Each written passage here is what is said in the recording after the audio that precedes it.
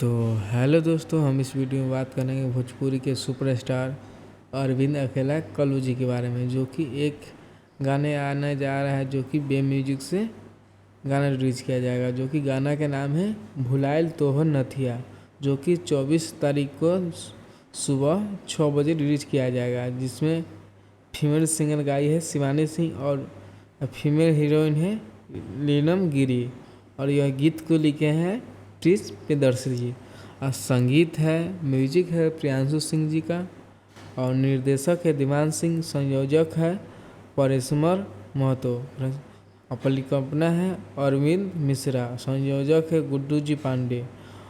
तो दोस्तों, भोजपुरी के बहुत ही अच्छा सिंगर जो कि अरविंद अकेला कल्लू जी के गाना आने जा रहा है बे म्यूजिक से, जो कि गाना के नाम है भुलाइल तोहर नथिया, जो कि बहुत ही अच्छा है। तो दोस्तों, आप लोग चैनल पर नए हो तो चैनल को सब्सक्राइब कर ले, तो ताकि आने वाला भोजपुरी के हर अपडेट आप तक पहुंच पाए। जय हिंद, जय भोजपुरी, धन्यवाद।